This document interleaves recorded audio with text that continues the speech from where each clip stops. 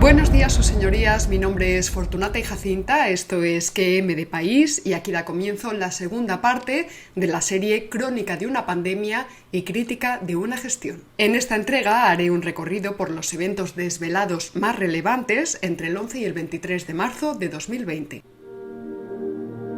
Gozamos, por tanto, de cierta perspectiva histórica, aunque hay que advertir que analizar la situación desde el presente en marcha siempre es una tarea difícil y arriesgada.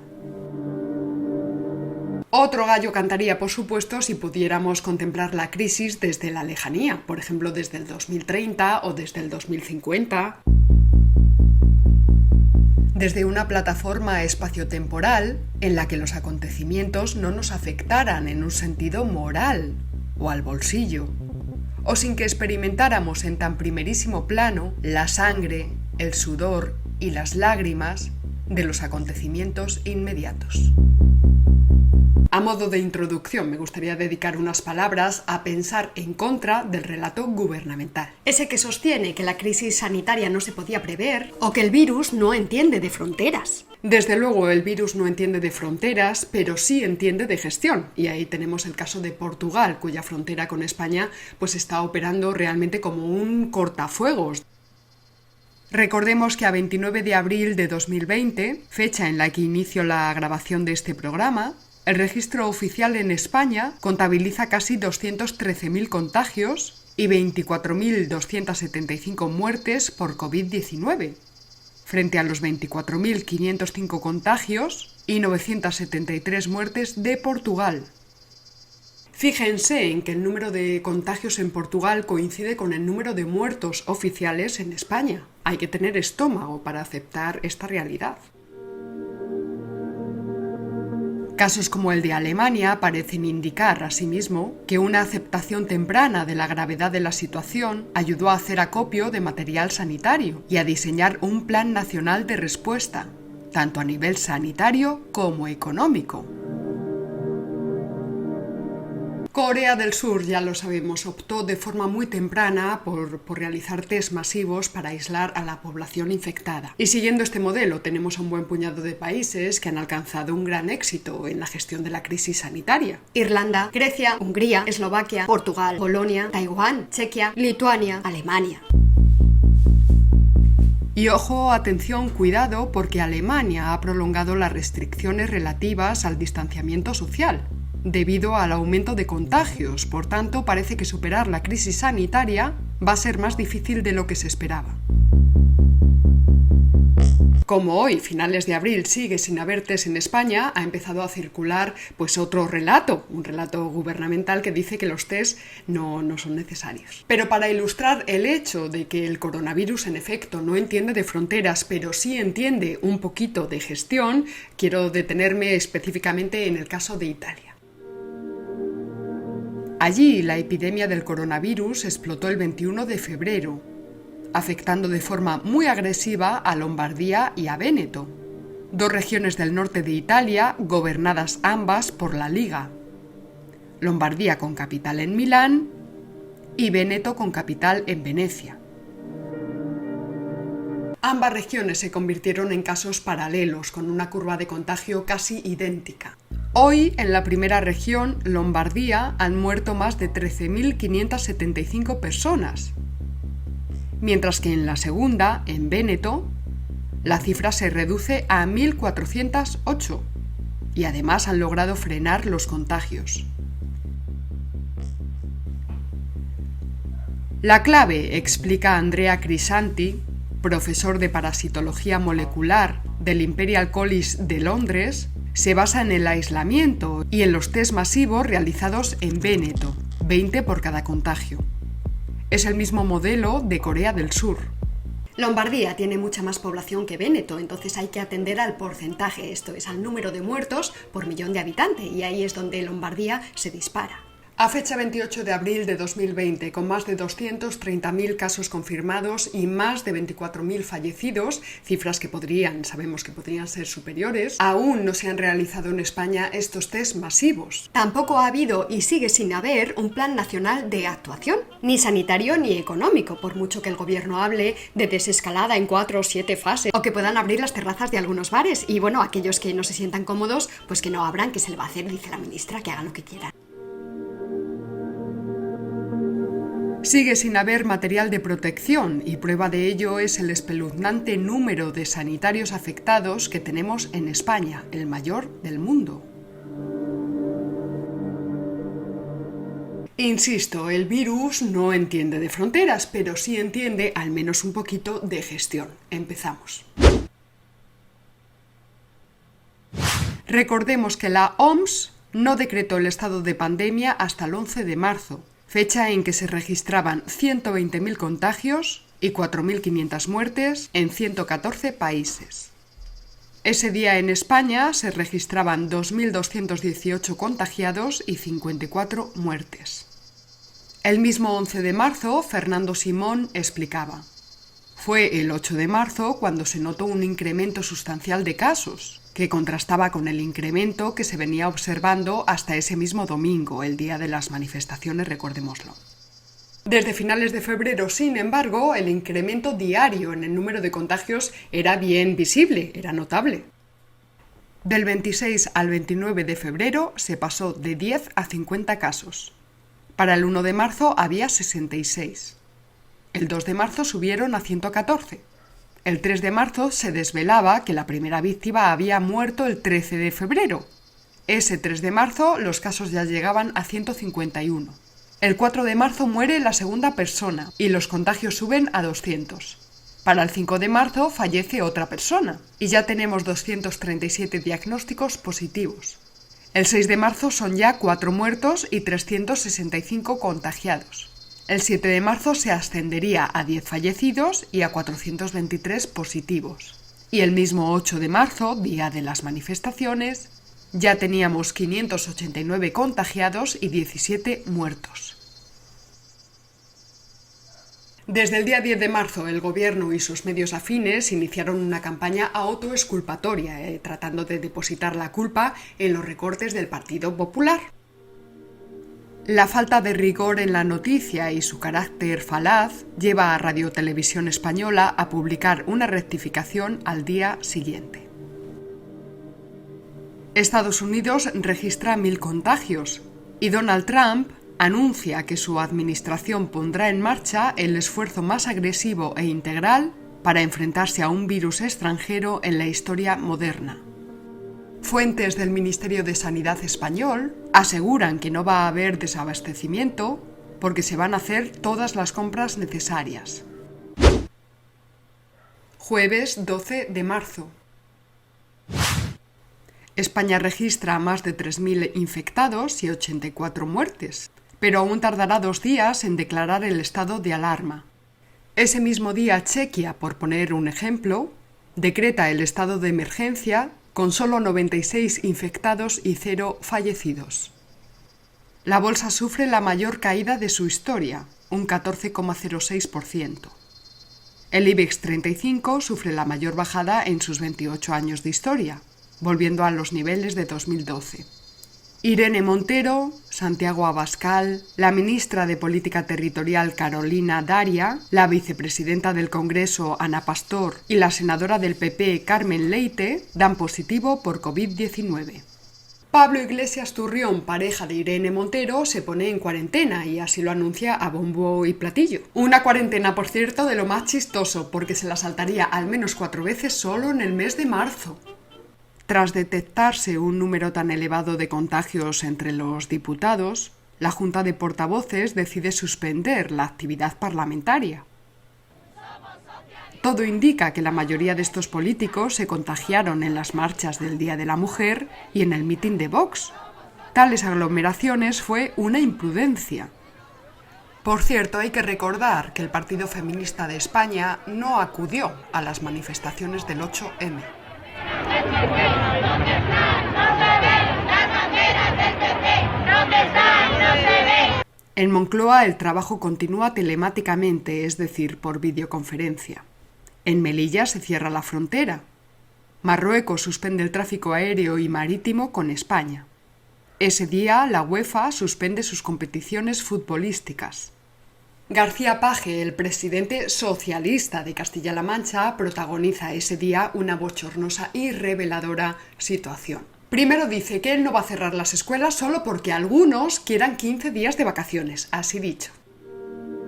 Horas más tarde, sin embargo, se vio obligado a rectificar y a decretar el cierre de todos los centros educativos de la región, después de conocer vía Facebook el anuncio del presidente Sánchez.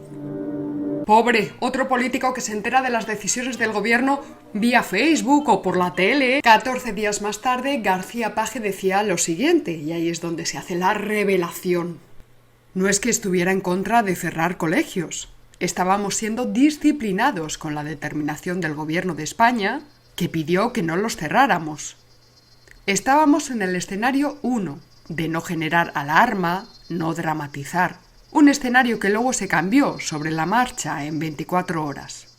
Creo que sobran los comentarios sobre la improvisada actuación del gobierno. En definitiva, ese jueves 12 de marzo, 16 comunidades autónomas y Melilla cierran sus centros educativos. Madrid ya lo había hecho el 9 de marzo. Ese día unas 70.000 personas son confinadas en torno a Igualada, Cataluña, tras convertirse esta zona en el principal foco de contagios de la región. Puigdemont, que lleva ya más de 2 años instalado en Bélgica, donde huyó de la justicia española. Ya comentábamos en el capítulo anterior que pronto empezó a especularse que el origen pudiera estar en el mitin que Puigdemont dio en Perpiñán 2 semanas antes. De hecho, ya comentamos en el capítulo anterior que Perpiñán se convertiría en epicentro de la región de Occitania en Francia. Como quien no quiere la cosa, ese mismo jueves 12 de marzo se discute en el Congreso una proposición de ley para la despenalización de las injurias al rey y la quema de banderas, ley propuesta por Izquierda Republicana de Cataluña, nada menos.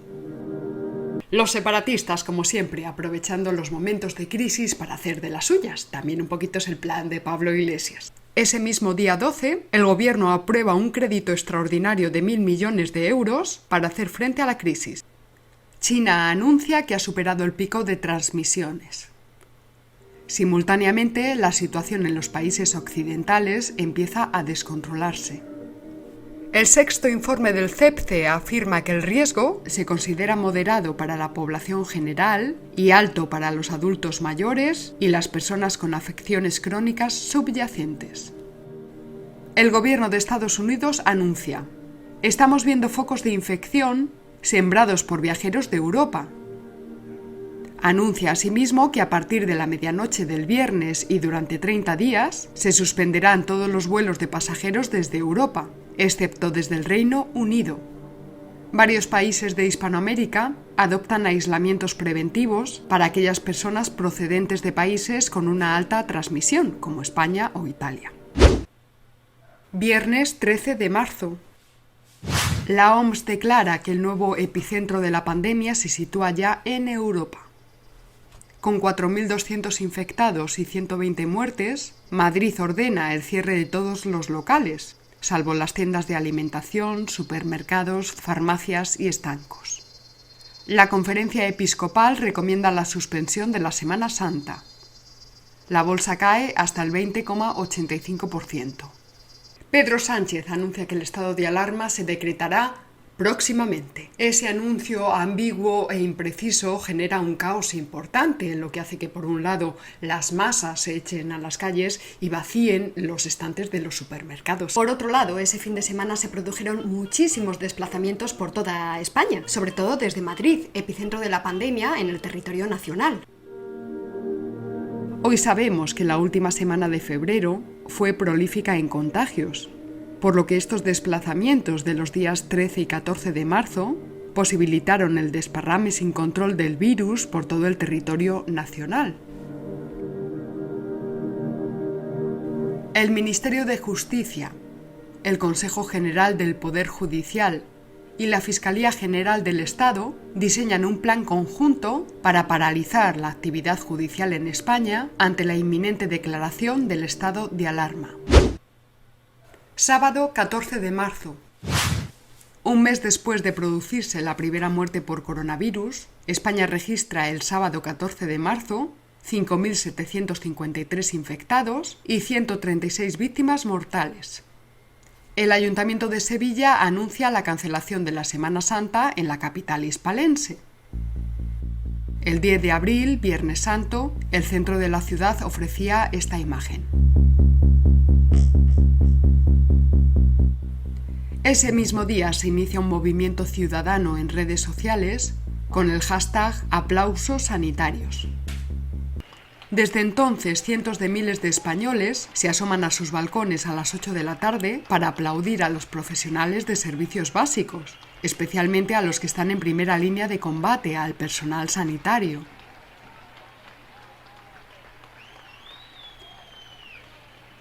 El gobierno aprovechó la ocasión, por supuesto, para apropiarse de estas expresiones de apoyo ciudadano. Y a finales de abril, parte del personal sanitario pidió que se dejara de aplaudir y que se les empezara a proporcionar de una vez por todas material de protección.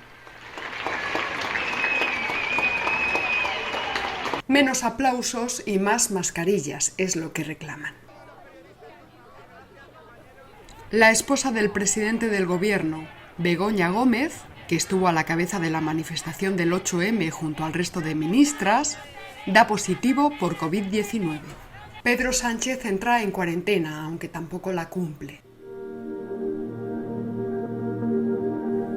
Meritxell Budó, portavoz de la Generalitat de Cataluña, declara que Cataluña es perfectamente capaz de determinar toda la trazabilidad de las infecciones. Eso dice.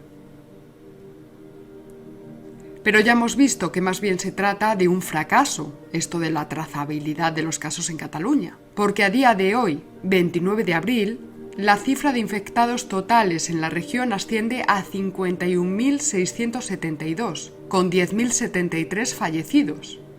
Aunque hay que recordar que las cifras oficiales recortan esto a 5.835. Esto es, dejan fuera a los fallecidos en residencias de ancianos, una metodología que no solamente está afectando a la contabilidad aquí en España, sino en otras partes del mundo. Ese sábado 14 de marzo, esa fecha emblemática, tuvo lugar un Consejo Extraordinario de Ministros muy agitado. Gran agitación, protagonizada, como no podía ser de otra manera, por Pablo Iglesias Turrión, que ya no pudo más, no aguantó más y se saltó la cuarentena para ir al Consejo. Y lo hizo en calidad de puente entre el gobierno de España y los separatistas. Tócatelos. Por un lado, el líder de Unidas Podemos exigía que el estado de alarma no se aplicara ni en el País Vasco ni en Cataluña. Como si ambas regiones no fueran partes formales de España, sino partes privilegiadas respecto de las demás. Por supuesto, las exigencias de Pablo Iglesias no se debían a cuestiones sanitarias, sino a sin razones sediciosas. Turrión también exigió que se nacionalizasen la sanidad, las eléctricas y los medios de comunicación, aunque no tuvo agallas para exigir la nacionalización de la banca. Y en este punto vamos a pensar decidida y enérgicamente contra lo que predica buena parte de la oposición y sus medios afines, y a alguno pues no le va a gustar. En primer lugar, Unidas Podemos no es un partido político nefasto para España porque sea más o menos comunista, sino porque es un partido antinación española. La identidad España para la izquierda, una vez que terminó la guerra civil, está perdida. No sirve para hacer política en Cataluña, en Galicia y en el País Vasco, y es un agregador con el que gana la derecha. Pero yo no puedo decir España. Yo no puedo decir España. Yo no puedo utilizar la bandera rojigualda. Yo puedo pensar y decir yo soy patriota de la democracia y por eso estoy a favor del derecho a decidir. Turrión no es un comunista que proclame todo el poder para los soviets, sino un sedicioso que procura todo el poder para los separatistas y para sí mismo, claro, por supuesto. Y para conseguirlo va a echar mano de todo tipo de plataformas ideológicas, lo que en cada momento pues le resulte más rentable. Las del globalismo, pues venga el feminismo y el cambio climático y el animalismo y los derechos humanos y el fundamentalismo democrático y el laicismo y la libertad personal y subjetiva y el derecho a decidir. Que veo que me dan pal pelo y que pierdo muchos votantes, pues pues entonces me pongo la banderita en el perfil, ¿verdad? Y empiezo a hablar de patria y de compatriotas y de unidad y de unidos, no de unidas. Asimismo, el comunismo, al menos el de quinta generación de izquierda, el marxismo-leninismo soviético, aunque también el del propio Marx. Pues bien, este comunismo era centralista, frente al modelo federalista que explícita y abiertamente defienden hoy día el PSOE y Turrión con Podemos. Por otro lado, Pablo Iglesias Turrión no cree en la nación política y por tanto su idea no es precisamente la de nacionalizar las riquezas de la nación. Lo que pretende es plurinacionalizar dichas riquezas, para mayor gloria de sus socios separatistas. El mayor expolio contra lo público que pueda llevarse a cabo y la forma más rastrera de depredar legalmente al Estado. A Iglesias Turrión se le llena la boca todo el rato con lo de la cosa pública. Pero ¿cabe mayor cosa pública que la patria? Esto es la tierra de los padres, donde se depositan las riquezas de la nación. Pero yo no puedo decir España. Yo no puedo decir España. Justo eso es lo que quiere destruir Turrión, en nombre de una España plurinacional que solo existe en la cabeza de algunos iluminados e iluminadas. En fin, ya entrada la noche, ese sábado 14 de marzo, el gobierno decreta el estado de alarma y da comienzo el confinamiento. La administración Sánchez se convierte en el mando único, es decir, el gobierno se convierte en la única autoridad frente a los gobiernos autonómicos. Domingo 15 de marzo. Sánchez decide concentrar la gestión de la crisis sanitaria en 4 ministerios. Sanidad, con Salvador Illa; Defensa, con Margarita Robles; Interior, con el juez Marlaska; y Transporte, con Ábalos.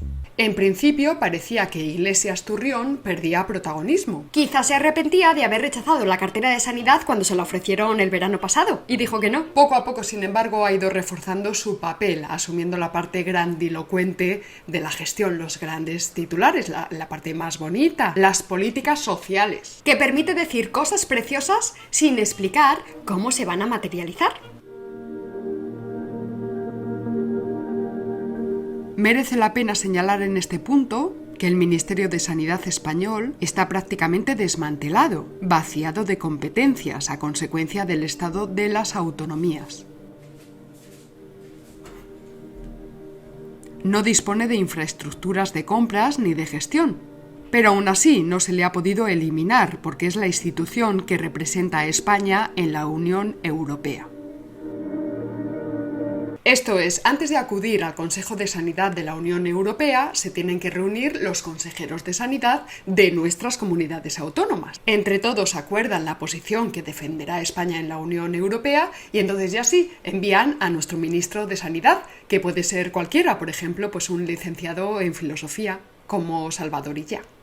Hasta ese día, el 15 de marzo, España estuvo exportando test de coronavirus. Y ojo, porque los fabricantes de test españoles dicen que el gobierno no les compra el material, entonces ellos siguen exportando test fuera de España. El gobierno empieza a anunciar compras masivas de guantes y mascarillas en el mercado chino. Cada día se anuncia la llegada inminente de aviones cargados de material que nunca llegan. El sindicalista catalán Rafael Ribó y el vicepresidente de la Generalidad Pere Aragonés también dan positivo en COVID-19. Sánchez se reúne por vía telemática con los presidentes de las comunidades autónomas. Esta situación propiciaría numerosas quejas con el paso del tiempo, por reducir la comunicación entre gobierno y autonomías a estas meras reuniones dominicales. Lunes 16 de marzo. La Comunidad de Madrid habilita el recinto de IFEMA para instalar a 150 personas sin hogar a fin de que se refugien de la pandemia. Los presidentes de las comunidades de Madrid y de Cataluña, Isabel Díaz Ayuso y Joaquín Torra, dan positivo en COVID-19. Íñigo Urkullu y Alberto Núñez Feijóo anuncian la cancelación de las elecciones vascas y gallegas que se iban a celebrar el 5 de abril. El gobierno cierra las fronteras, salvo para ciudadanos españoles, transporte de mercancías, personal diplomático y casos de fuerza mayor. Loterías y Apuestas del Estado y la ONCE suspenden sus sorteos. Martes 17 de marzo. El Gobierno aprueba nuevas medidas económicas contra el coronavirus que no satisfacen a los sectores económicos, pues entre otras cosas no contempla ningún tipo de rebaja en los impuestos. Las asociaciones de autónomos denuncian que el Ejecutivo les deja en la cuneta, por no suspender, por ejemplo, las cotizaciones sociales. El Ejército empieza a desinfectar instalaciones por todo el territorio nacional. Los países europeos cierran sus fronteras y el continente queda aislado del resto del mundo. En su discurso a la nación, el presidente francés Emmanuel Macron llegaría a decir: «Estamos en guerra». Este martes 17 de marzo, Italia ya contabiliza 450 muertos. Oficialmente, 3/4 de las víctimas mortales por el virus son de países europeos. En California se recomienda a unos 40 millones de personas que se queden en casa. Pedro Sánchez aprovecha el decreto ley destinado a frenar el impacto del coronavirus para modificar la ley que regula el Centro Nacional de Inteligencia, el CNI. Blinda así la presencia de Pablo Iglesias Turrión, líder de Unidas Podemos, en los servicios secretos españoles. Explota la polémica y hasta hoy. En Italia, todos los partidos políticos aprueban una reforma constitucional que supondrá un recorte del gasto público de más de 500 millones de euros al año, con la eliminación de 230 diputados y 115 senadores. La reforma reduce el número de diputados de los 630 actuales a 400 y el de los senadores de 315 a 200. En España ni siquiera se ha planteado una medida parecida. El miércoles 18 de marzo, el Gobierno neutraliza el portal de transparencia. Esto es, 4 días después de la declaración del estado de alarma, el Ejecutivo modifica el decreto ley a fin de ocultar datos sobre la gestión de la crisis del coronavirus. Una acción propia de políticos que miran más por la propaganda que por el buen hacer y por la gestión. Y ya ni hablemos de que miren por la eutaxia del Estado. Eso se la trae Semanas más tarde, el ministro Marlaska argumentará que en realidad el portal de transparencia no está cerrado, sino aplazado. Buenas noches. Permitidme que me dirija a vosotros en unos momentos de mucha inquietud y preocupación por esta crisis. Su Majestad el Rey Felipe VI se dirige a la nación española al tiempo que se le abuchea desde distintos rincones de España a base de caceroladas al estilo de los separatistas. La acción fue organizada por Unidas Podemos, partido que ocupa actualmente el Gobierno de España y cuyo líder ha jurado su cargo ante el Rey.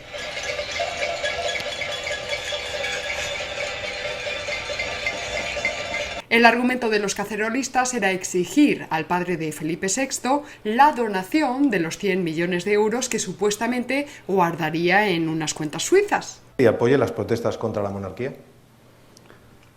En este país hay libertad de expresión y cuando la gente quiere manifestar cívicamente, respetando por supuesto las condiciones del estado de alarma, su indignación ante situaciones que han molestado a muchos ciudadanos, este Gobierno siempre va a defender la libertad de expresión. Aquí estoy compareciendo como miembro del Gobierno de España. No nos consta que Unidas Podemos organizase caceroladas contra la escandalosa trama de los ERES de Andalucía del PSOE. Que supuso un latrocinio de unos 855 millones de euros, por redondear. Para esto no tenéis memoria histórica, ¿verdad? Pues anda, que lo que se ha sabido esta semana sobre la cúpula de la UGT de Andalucía, los que miran por la eutaxia del Estado, republicanos o monárquicos, dirán: hombre, quizá no sea este un buen momento para andar proclamando repúblicas. A los antinación española, al revés, la crisis les viene...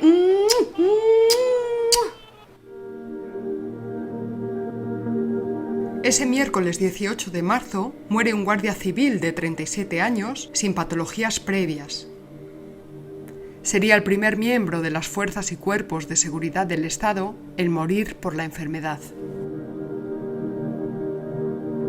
El Ministerio de Sanidad adjudica a este día su primer gran contrato de compra de test para la detención del coronavirus. Entonces España contaba ya con 598 muertos y 13.716 contagios. Y hacía ya un mes que se confirmaba la primera víctima mortal. En próximos capítulos iremos desmenuzando el desastre de las compras de material sanitario. Ante la perplejidad de millones de españoles, hace pocos días el ministro Ábalos afirmaba que el primer estado de alarma permitía a los niños salir a la calle. El primer estado de alarma no impedía que menores pudieran acompañar a sus padres. Pero fue tal la conciencia de la sociedad que hizo que los menores no salieran. El Real Decreto publicado el miércoles 18 de marzo ponía límites a la circulación de las personas, salvo que se acompañe a personas con discapacidad, menores, mayores o por otra causa justificada. Ese miércoles 18 de marzo, Fernando Simón dice: a día de hoy estamos consiguiendo mantener el abastecimiento. En los próximos días tendremos suficientes equipos de protección personal para no ir con esta tensión de resolver el problema cada 2 días. Imprudencia de lesa patria la vuestra por no haber hecho acopio de material sanitario cuando la OMS y la Unión Europea lo advertían. ¡Ay, calla! Que encima me he enterado de que había ya un plan nacional para luchar contra la pandemia de la gripe desde 2005 y que ni se han enterado.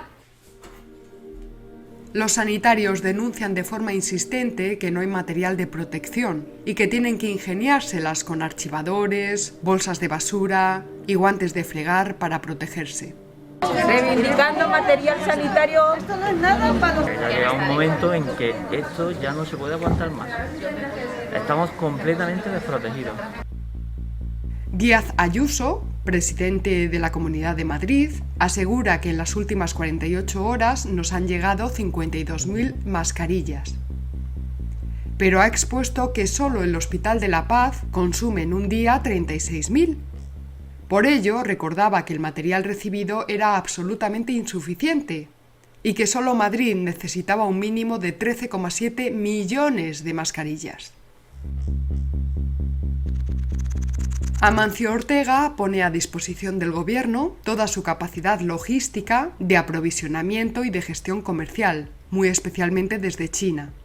Esta red logística permitió la llegada a España de más de 35 millones de unidades de protección sanitaria a lo largo de los siguientes 15 días. Es un dato poco divulgado, pero España es el 7º fabricante de coches a nivel mundial y el 2º de Europa, solo superado por Alemania.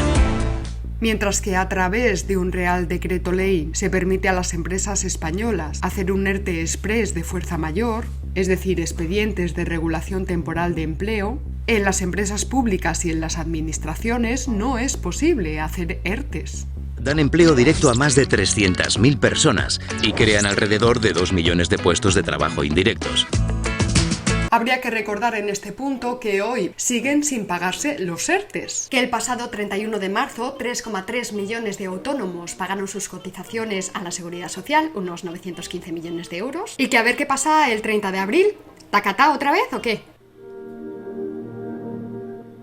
Una idea plástica para entender las ayudas a autónomos y pymes puestas en marcha por Sánchez. Son medidas meramente formales, ya que el monto de su implementación real no llega al 15% del monto anunciado a bombo y platillo hace un mes.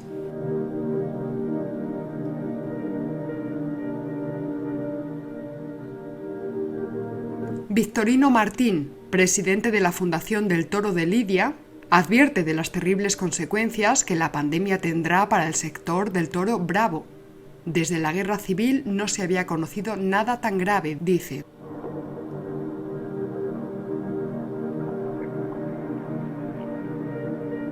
Una cosita a tener en cuenta es que sin industria que sostenga los gigantescos costes de la cría del toro de Lidia, el toro de Lidia se extinguirá como especie, posiblemente. Jueves 19 de marzo. Muere el primer sanitario en España, una enfermera de Galdacao, Vizcaya. Italia, con 3.405 muertos, supera a China, que tenía oficialmente 3.250. Pero ya hemos advertido lo oscuros y confusos que son los datos chinos. En China, las autoridades mantienen que no ha vuelto a darse ningún caso positivo de COVID-19. El ministro de Sanidad, Salvador Illa, delega en Pablo Iglesias la coordinación de los servicios sociales, incluidas las residencias de mayores. Más de un mes después, el gobierno sigue siendo incapaz de ofrecer una cifra de víctimas precisa.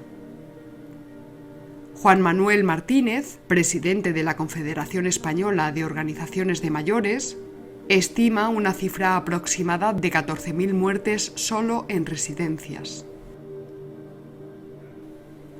Se suspenden todos los plazos reglamentarios relativos a las iniciativas en curso, incluyendo, atención, las preguntas de control al gobierno y la presentación de enmiendas. Ese día, el Partido Popular y Vox denuncian que el gobierno quiere escapar al control de los diputados y poner a hibernar la democracia. Cayetana Álvarez de Toledo, portavoz del Partido Popular, alertaba de que la sede de la soberanía nacional no se podía suspender, ni siquiera bajo las condiciones de un estado de sitio. La democracia no se pone nunca en cuarentena. Es impensable, inasumible e inaceptable. Los parlamentos no se cierran ni en una guerra. Viernes 20 de marzo.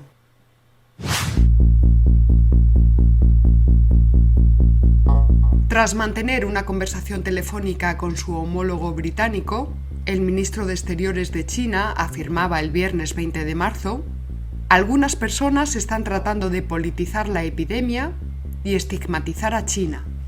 Un concejal de la CUP, partido separatista catalán, propone toser a la cara, así dicho, a los militares que lleguen a Cataluña. En medio del desconcierto general, se acuerda reanudar, por razones de interés general, todos los procedimientos para solicitar y conceder la gracia del indulto.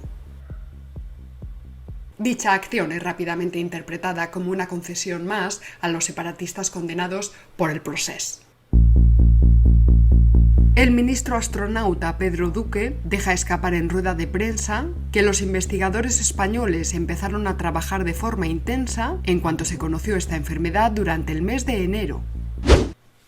Sábado 21 de marzo. El sábado 21 de marzo, Italia decide interrumpir todas las actividades no esenciales. Por iniciativa del Ayuntamiento de Madrid y con el apoyo del personal de SAMUR Social, empieza a instalarse en el recinto de IFEMA un hospital de campaña. Homilía de 195 minutos del presidente Pedro Sánchez para anunciar que no se tomarían medidas más restrictivas, pero advirtiendo que lo peor estaba aún por llegar. El discurso del presidente fue respondido por una gran cacerolada desde distintos puntos de España, especialmente desde Madrid, en protesta por la gestión. En líneas generales, las comunicaciones de otros primeros ministros, como Merkel, Johnson o Macron, son breves y concisas, técnicas sobre todo. Las de Pedro Sánchez, en cambio, son tan pesadas y largas que han sido bautizadas como "Aló, presidente", porque recuerdan a las de Hugo Chávez en Venezuela. El presidente del gobierno anuncia la compra de 640.000 unidades de test rápidos. Ya se ha materializado la compra y la puesta en marcha de los test rápidos. Algo muy importante, los test rápidos. Se tratan de test fiables, homologados, y esto es muy importante, la homologación. Pocos días después, los españoles recibíamos la terrible noticia de que estos test eran inservibles y que habían sido comprados a un fabricante sin licencia. Pero como decía antes, ya trataremos estos asuntos con más detalle. El domingo 22 de marzo, el gobierno decide prorrogar 15 días más el estado de alarma. Los primeros pacientes de COVID-19 empiezan a llegar al hospital de IFEMA en Madrid. Los padres de Pedro Sánchez dan positivo por coronavirus. La vicepresidenta del gobierno, Carmen Calvo, que fue designada el 4 de febrero, atención, fue designada el 4 de febrero para dirigir la crisis del coronavirus, Es ingresada en la clínica privada Ruber por un problema respiratorio, aunque sin diagnóstico confirmado. Por fin las mujeres somos grandes actores de la política, somos grandes sujetos sin los cuales no se puede hacer política en este país ni en ningún lugar del mundo. La pobre ha dicho actores y no actrices, y sujetos y no sujetas. Y en este punto quiero hacer dos incisos. En primer lugar, pues denunciar la incoherencia de determinados políticos y también personajes de la vida pública, ¿verdad? Que se le llena la boca a favor de la sanidad pública y luego van a la sanidad privada. Ellos. Juan Carlos Monedero, Willy Toledo, Pablo Iglesias, los Bardem, Begoña Gómez, la de Sánchez, Esperanza Aguirre del Partido Popular y su marido, ambos positivos por COVID-19, acudieron a un hospital público de Madrid. Por supuesto que estos señoritos como Bardem y compañía pues pueden hacer lo que les dé la gana, pueden ir por supuesto a la privada, pero entonces que se callen un poquito la boquita. Unos días más tarde el alcalde de Orense escribía en redes sociales: como se sigan contagiando los socialistas, van a colapsar la sanidad privada. Por otro lado, a consecuencia del ingreso hospitalario de Carmen Calvo, se producía una situación peligrosísima, y es que Pablo Iglesias corría un puesto hacia la vicepresidencia primera, esto es, hacia la presidencia. Luis de Guindos, vicepresidente del Banco Central Europeo y exministro de Economía con el gobierno de Rajoy, defiende en una entrevista en La Sexta una renta mínima de emergencia para afrontar la crisis del coronavirus. Dice así: tiene que actuar el Estado en este periodo transitorio para que después de la crisis sanitaria, con un impacto económico intenso y profundo, no se produzca una crisis social. Una medida distinta a la que actualmente promueven tanto Podemos como PSOE, porque el PSOE se ha podemizado, que buscan implementar una renta mínima, universal y permanente, no temporal, en España. Bueno, pues que nos digan cómo lo vamos a pagar, si ni siquiera hemos podido pagar los ERTEs todavía.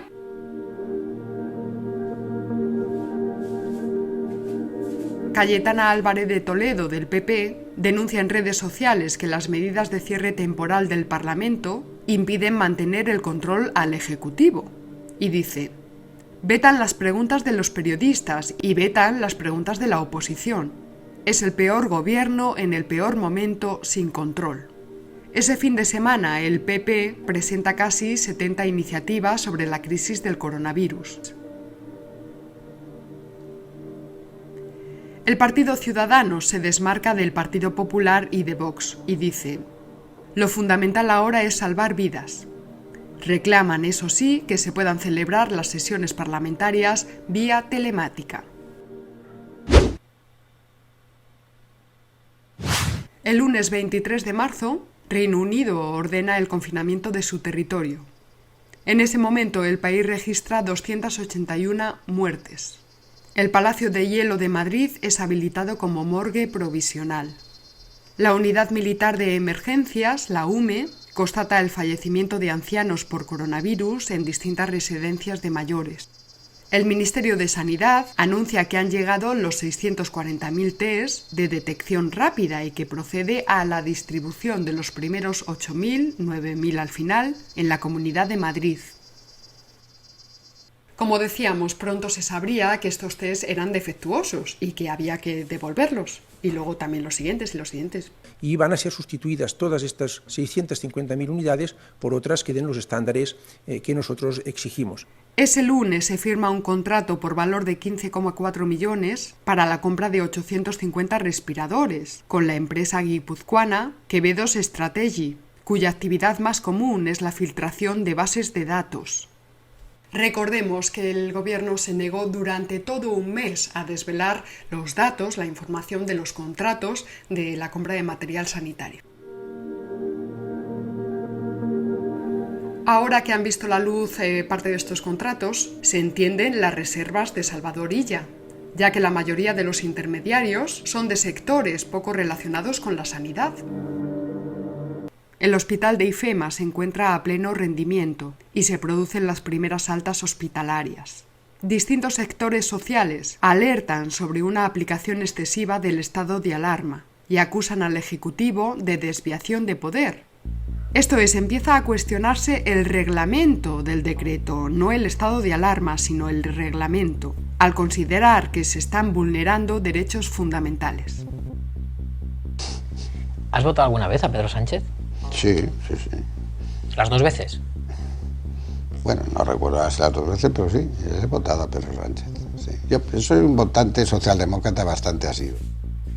Juan Luis Cebrián, hombre del establishment, asiduo de las reuniones del Club Bilderberg, pero ya defenestrado como hombre fuerte del imperio prisaico, publica un sorprendente artículo en El País, en el periódico El País, titulado Un cataclismo previsto.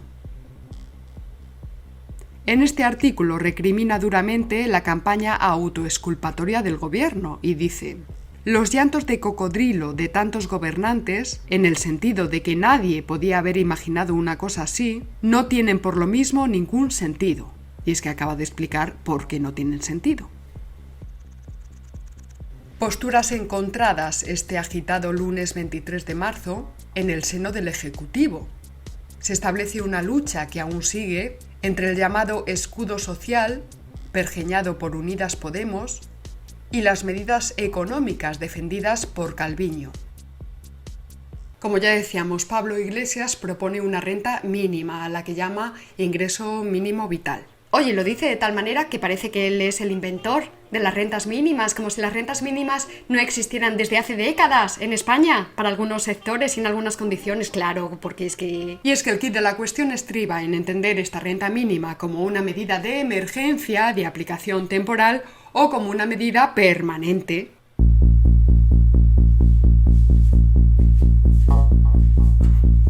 Unidas Podemos recrudece sus críticas a las donaciones privadas, mientras Amancio Ortega, el de Zara, dona 25 millones de euros para crear un fondo común con los grandes del IBEX 35, Inditex, Telefónica, Iberdrola, BBVA y Banco Santander. Con este fondo común pretenden comprar material sanitario por valor de 150 millones de euros.